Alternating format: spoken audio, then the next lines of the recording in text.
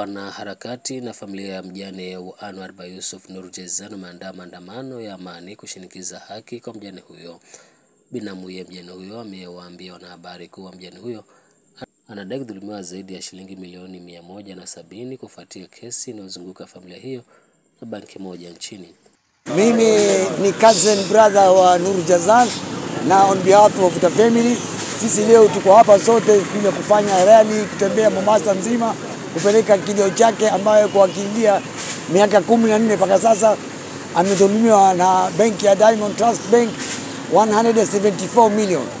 Na siku zote hizo miaka yote hiyo Nur Jezan alikuwa anahitaji documents ya kuonesha anadaiwa pesa na yuko tayari kulipa. Lakini at the end kama 1 month ago Diamond Trust Bank manager pamoja na CEO wake wamekuja kotini na wakakubali kwamba wametoa loan verbally with no documents. Kwa upande wake Bi Frida, mmoja wa wanaharakati hao, ametoa wito kwa mama taifa Bi Rachel Ruto kuingilia kati na kuhakikisha Nur Jezan anapata haki dhidi ya banki hiyo.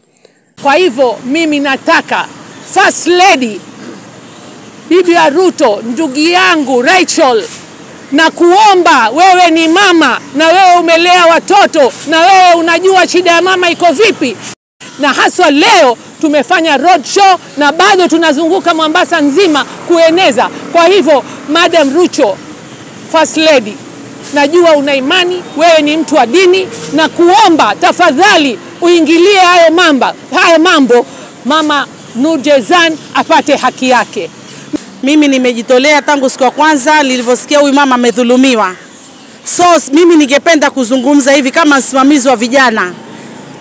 Mr. Shah wa Diamond Trust, manager wa Diamond Trust, twakuomba kwa unyenyekevu, sisi hatuna mingi ya kuzungumza. Sasa sisi tutafanya action. Hatutaki tena kuzungumza. Tumezungumza sana, tukija kotini kesi zinahairishwa, kesi hamuna evidence. So sisi tumeamua kama vijana litakalokuwa na liwe mbovu.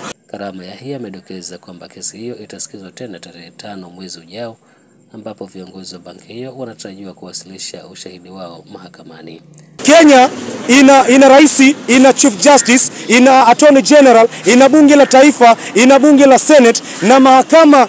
Pale mahali tulikuwa civil high court, meneja alipanda, hawana ushahidi. Walipoulizwa walisema iloni ni ya mdomo. Nchi ina sheria na nchi ina katiba. Walitumia katiba gani? Walitumia katiba ya kuzimu ama walitumia katiba ya nchi gani? Loan isokuwa na maandishi.